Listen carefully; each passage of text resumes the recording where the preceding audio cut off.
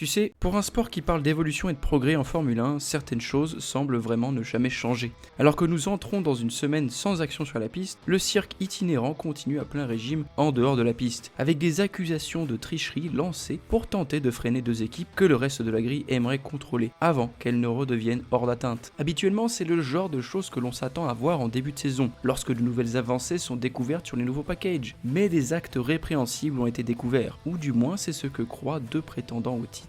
Et non seulement cela, mais que les accusations soient fondées ou non, il se pourrait bien que les équipes visées compromettent elles-mêmes leurs chances avant même que la FIA ait la possibilité d'intervenir. Tu veux savoir pourquoi McLaren et Mercedes sont accusés de tricherie? Quelle surprise! Red Bull s'accroche désespérément, mais avec Ferrari qui entre également en jeu, il pourrait y avoir plus que ce que nous avons initialement cru. Et reste dans le coin, car si l'on en croit un chef d'équipe champion du monde, McLaren risque de saboter ses espoirs de championnat tout seul, sans avoir besoin de l'intervention de la FIA. Ainsi, Red Bull et Ferrari pensent que Mercedes et son client moteur, McLaren, enfreignent les règles. Les ailerons flexibles et les éléments aérodynamiques mobiles ne sont pas des problèmes nouveaux sur la grille, étant souvent utilisés comme un prétexte pour critiquer les équipes performantes. Cependant, cette situation n'est pas exactement la même que les années précédentes. Au fil de la saison, il est devenu assez clair en regardant les images embarquées qu'il y a un mouvement substantiel sur l'aérodynamique de certaines voitures, au point que Ferrari et Red Bull ont décidé de demander l'intervention de la FIA. Le plus direct chez Red Bull à ce sujet est Helmut Marko, qui a exigé sur EO24 l'aileron avant de McLaren et Mercedes doit être analysé.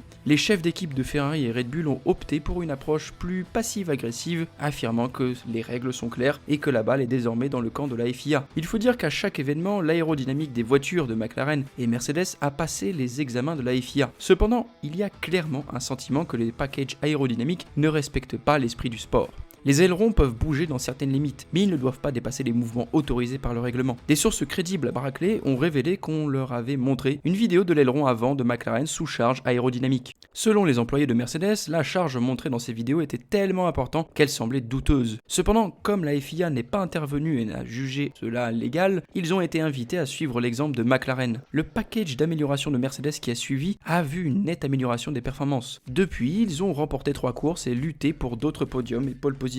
Il est donc clair que la poursuite des développements aérodynamiques impressionnants de McLaren, qui ont été au cœur de leur montée spectaculaire après Miami, a été très bénéfique pour Mercedes. Les autres pilotes n'ont pas manqué de remarquer le développement non plus, avec Max Verstappen se montrant plus curieux que critique, impressionné par les progrès des autres équipes alors que son équipe a eu du mal ces derniers mois. Voici ce que le triple champion du monde avait à dire après sa deuxième place au Grand Prix des Pays-Bas. Je pense que c'est plus une question de savoir où les autres ont trouvé de la performance. L'aileron avant est un domaine clé où les autres ont trouvé des performances. Si tu regardes l'angle de l'aileron avant de McLaren et Mercedes, il est très différent du reste de la grille. Un des avantages d'un aileron avant très flexible, visible sur le package de McLaren au cours de la saison, est qu'il rend la voiture hautement adaptable aux différentes exigences des circuits, ainsi qu'à une gestion potentiellement améliorée des pneus. Cependant, bien que ce soit la Ferrari de Charles Leclerc qui ait mieux géré ses pneus la dernière fois à Monza, l'étonnement de Lewis Hamilton après la course était principalement dû au fait qu'il croyait que McLaren était non seulement capable de mieux gérer ses pneus, mais il était également perplexe de voir qu'ils avaient été si inutilement agressifs sur les pneus dès le début de la course, les forçant ainsi à effectuer un arrêt supplémentaire qui leur a coûté très cher. Ce n'est cependant pas la seule chose qui a semé la confusion autour de McLaren ce week-end, car l'équipe de Woking a également été examinée pour la manière dont elle gère ses pilotes.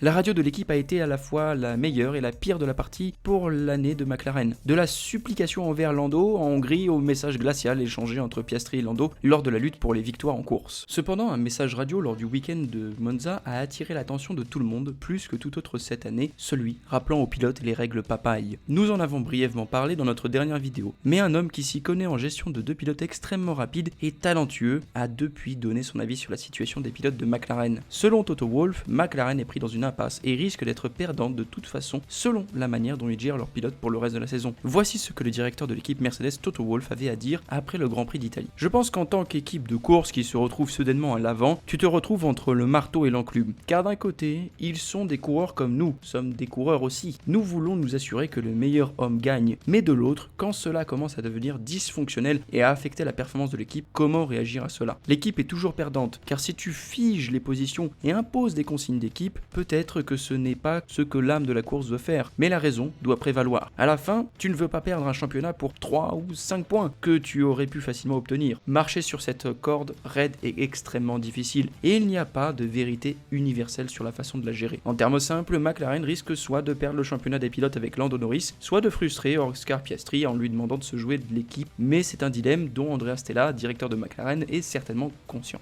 Wolff a fait allusion à son passé chez Ferrari comme lui ayant donné de l'expérience dans les gestions de pilotes, mais c'est littéralement un des aspects de la Formule 1 dans lequel Ferrari est le pire. Il suffit de voir la dernière année de Vettel chez Ferrari ou la gestion maladroite du départ de Carlos Sainz ces années. La remarque la plus drôle, mais peut-être la plus révélatrice à propos de McLaren, est venue d'Helmut Marko, qui semblait soit vouloir provoquer, soit enfoncer le clou dans la plaie après une performance décevante du week-end, bien que selon lui le résultat n'était pas si décevant en ce qui concerne le déroulement du week-end. Voici ce qu'il a dit. Un résultat décevant? Pas du tout, nous avions vu cela venir et je tiens à féliciter Ferrari pour leur victoire et à remercier McLaren pour leur esprit sportif. J'apprécie cela et ça améliore un peu notre situation. Après la course, Lando Norris a donné un aperçu assez intéressant à ce sujet. Il semble que cela relève davantage de la fierté de pilote que de l'esprit sportif. En parlant de Piastri, il a reconnu que son coéquipier méritait la deuxième place et qu'une position plus élevée aurait été due à une manipulation de l'équipe. Il a déclaré « Je ne suis pas ici pour supplier qu'on me laisse passer. Ce n'est pas pour cela que je suis ici. Je suis ici pour courir. Il a fait une meilleure course que moi, donc j'ai fini 3ème et c'est là où je méritais de finir. C'est une position